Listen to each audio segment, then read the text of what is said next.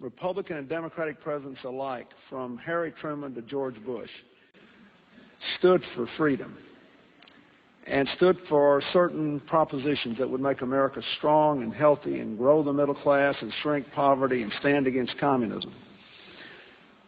And after 1989, President Bush said, and it's a phrase that I often use myself, that we needed a new world order.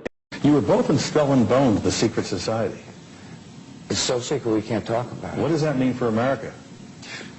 The conspiracy theorists are going to go wild. I'm sure they are. I don't know. I haven't seen the rest. Number 322? First of all, he's not the nominee. And, look, I look forward... Are you prepared to lose? No, I'm not going to lose. You both were members of Skull and Bones, a secret society at Yale. What does that tell us? Not much, because it's a secret. We have before us the opportunity to forge for ourselves and for future generations a new world order, a world where the rule of law, not the law of the jungle, governs the conduct of nations. When we are successful, and we will be, we have a real chance at this new world order, an order in which a credible United Nations can use its peacekeeping role to fulfill the promise and vision of the UN's founders.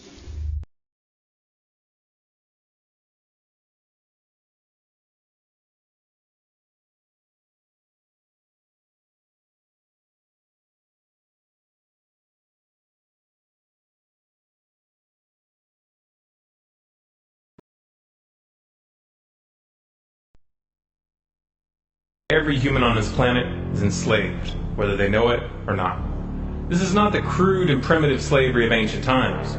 It does not rely on whips and shackles to keep the oppressed in their place. These tools have been rendered obsolete by much more sophisticated methods. That most of the enslaved are unaware of their condition and would in fact argue fiercely that they are free is a testament to the effectiveness of these invisible chains. You've heard the expression, money makes the world go round. There's truth in that. Money is the prime motive for human labor in modern civilization. If you want food, shelter, and clothing, you must have money. And unless you're part of that tiny minority that has more money than they could ever spend in their lifetime, then you must work, beg, or steal for that money. That's why you get up in the morning and go to work, even if you hate your job. And that's why the specter of unemployment is more terrifying for most people than the prospect of spending 50 years of their life performing menial tasks within the confines of a fluorescent-lit cubicle. Of course, in Western countries, some are fortunate enough to have pulled away from the brink and do not live in fear that their basic needs will be met, at least for now. And yet they keep spinning the hamster wheel. Why is that? Could it be because money and the bling that it buys have become symbols of status and prestige? Money offers an illusory form of social validation, but even those who are not caught up in distinguishing themselves by how much they accumulate still must acknowledge the social stigma that comes with poverty. The combination of these primal motivators, the need for food, shelter, clothing, and social validation, is a very powerful force. It's enough to drive humans to engage in all forms of activity, even to the point of harming themselves or others in the process. The accumulation of money is therefore an accumulation of social and psychological power, and those who control the creation of money control this power at its source. So who controls the creation of money? Well, in the case of the US dollar, it's not the government. This shouldn't be an earth-shattering revelation.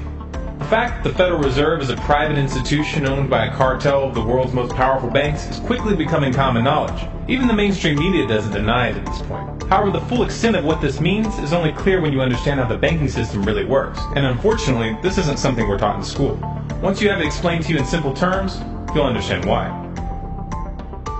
Every dollar in circulation is loaned into existence by a bank. The process begins with the Federal Reserve when they loan out money to the US government and to other entities. You've probably heard this talked about before, especially in regards to the interest rate on those loans, which the Federal Reserve raises and lowers depending on the economic conditions. But what's never talked about in the mainstream is the fact that the Fed isn't actually loaning out money that they have. They are merely typing those dollars into existence on a computer. You may be inclined to believe that this money is based on some physical backing like gold, but you would be mistaken. The Federal Reserve hasn't owned any gold since the 1930s. The Federal Reserve does not own any gold at all. We have not owned gold since 1934. So we have not engaged in any gold swaps. When the Federal Reserve loans money to the U.S. government gives the Federal Reserve government bonds in exchange. These bonds are simply written promises to pay back the money that was loaned to them with interest through taxation. So to be clear here, the government is taking out a loan from a bank that is creating that money out of thin air, and they're expecting you, the taxpayer, to cover that loan. The absurdity of this arrangement is even more obvious when you realize that up until 1913, the U.S. government created its own money and had no need for a bank to play the part of a middleman. That new money loaned out by the Federal Reserve enters circulation through the banks, accumulates in the banks, and in the end, the banks end up holding all the cards. Not necessarily for the reasons you may imagine. Contrary to popular belief, the majority of money in circulation isn't actually created by the Federal Reserve, but rather by the ordinary banks that businesses and individuals use for their checking, savings, and mortgages. How is this possible? Well, like the Federal Reserve, ordinary banks are allowed to loan out money that they don't have. There are, of course, restrictions.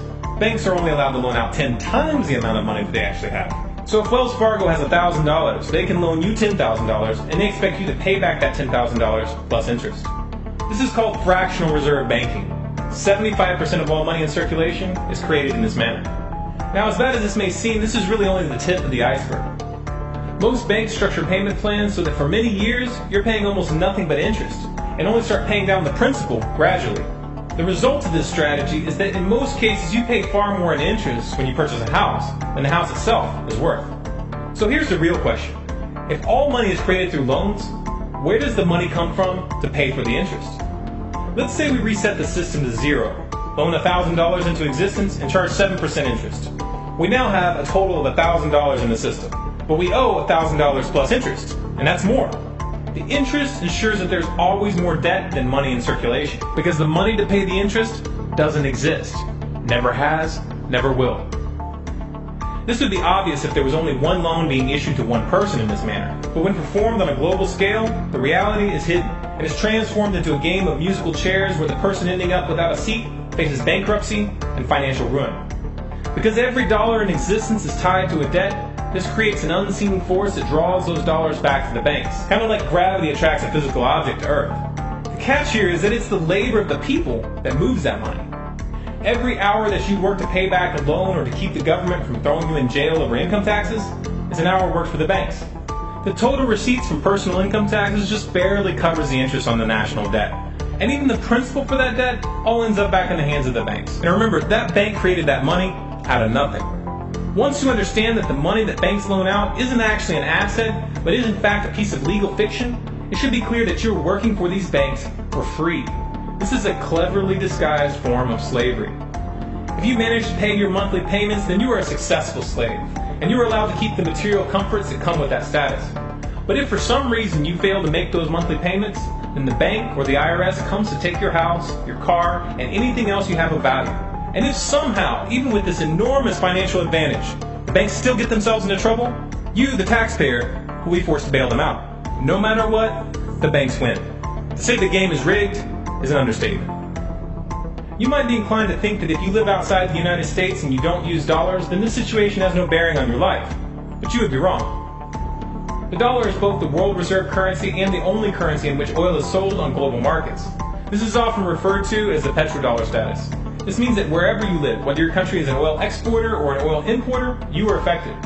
If your country is an oil importer, then you are affected by the fact that in order to keep your country running, you have to acquire dollars.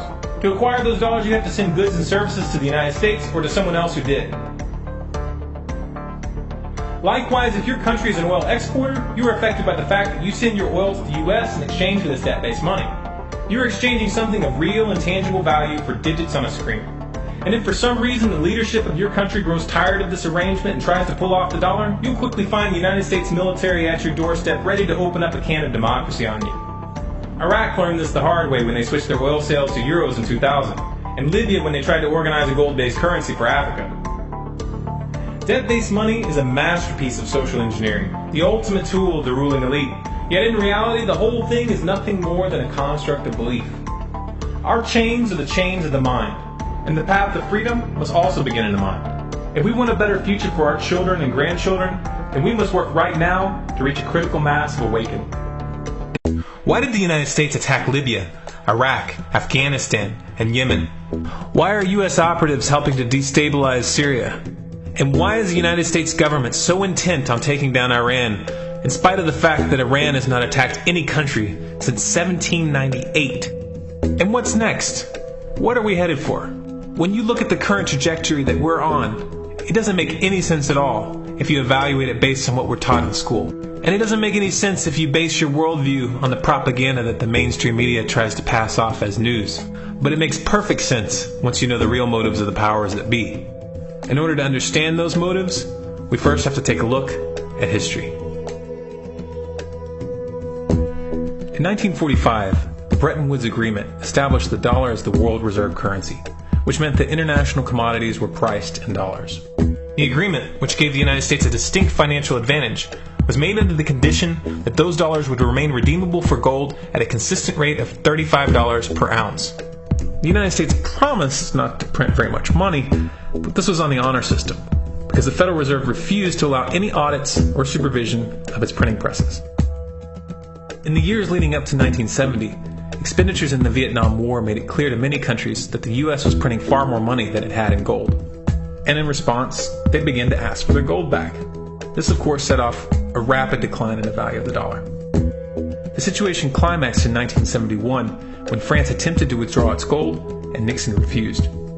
On August 15th, he made the following announcement. I have directed the Secretary of the Treasury to take the action necessary to defend the dollar against the speculators.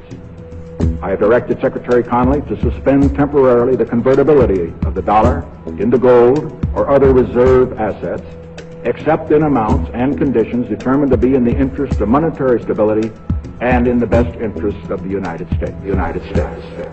This was obviously not a temporary suspension, as he claimed, but rather a permanent default. And for the rest of the world who had entrusted the United States with their gold, it was outright theft.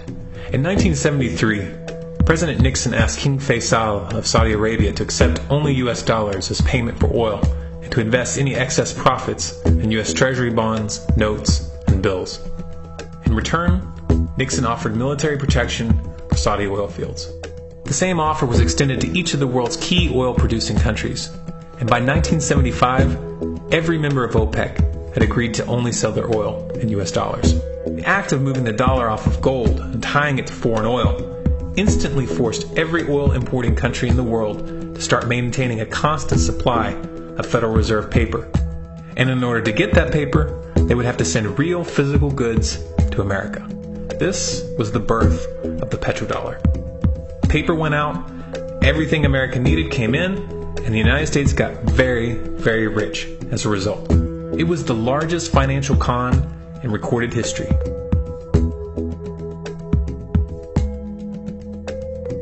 The arms race of the Cold War was a game of poker.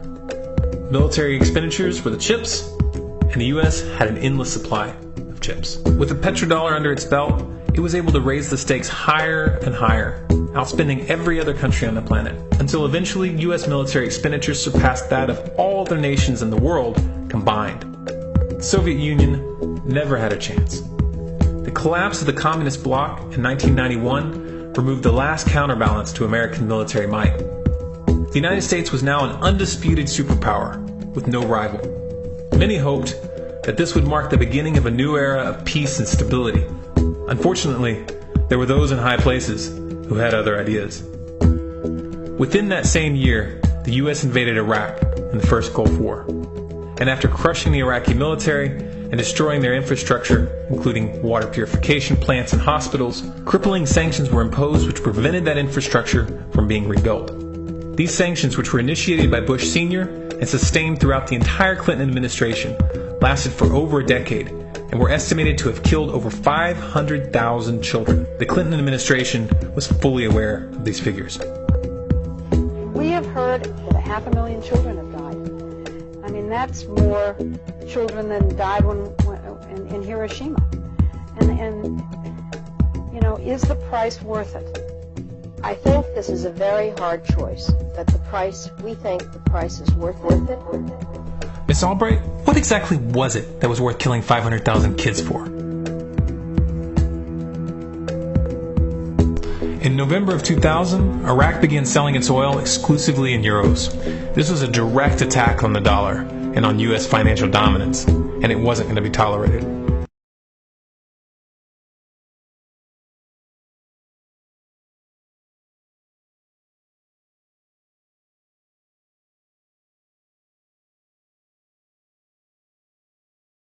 In response, the U.S. government, with the assistance of the mainstream media, began to build up a massive propaganda campaign claiming that Iraq had weapons of mass destruction and was planning to use them. In 2003, the U.S. invaded, and once they had control of the country, oil sales were immediately switched back to dollars. This is particularly notable due to the fact that switching back to the dollar meant a 15 to 20% loss in revenue due to the euro's higher value. It doesn't make any sense at all unless you take the petrodollar into account.